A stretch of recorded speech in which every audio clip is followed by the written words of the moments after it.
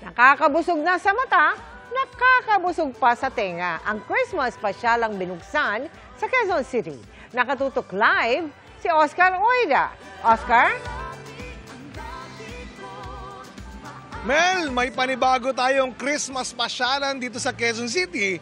Yung mga budget nyo, Paskong Pasko na ba?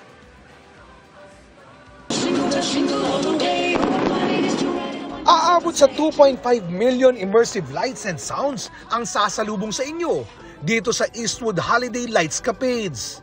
Sentro ng open park ang kanilang kakaibang 20-foot metallic chrome Christmas tree na gawa sa grade mylar laminated chrome at nakakabit sa isang umiikot na frame.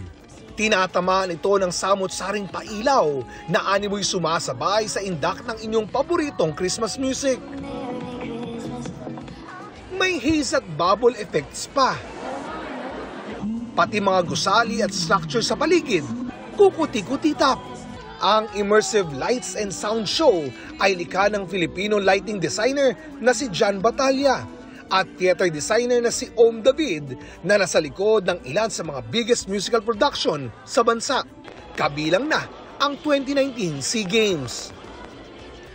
Paskong Pasko na nga sa mga mall, pero ang bulsa ba ng marami ready na sa pang Noche Buena? Huwag na po kayong magulat kung nagmahal ang ilan dyan. Base sa Noche Buena Price Guide ng Trade Department, mahigit 150 pang Noche Buena ang nagmahal kumpara noong Paskong 2022. Mas marami ang nagmahal, kabilang ang ilang brand ng hamon, fruit cocktail, mayonnaise, all-purpose cream, pasta at tomato sauce. Pero may mga brand naman daw na hindi nagbago ang presyo o nagmura pa.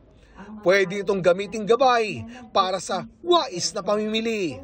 We were able to talk to manufacturers and retailers and pinakiusapan po natin sila na kung maaari, wag muna sila mag-increase ng presyo especially sa mga basic BNPCs until December 31.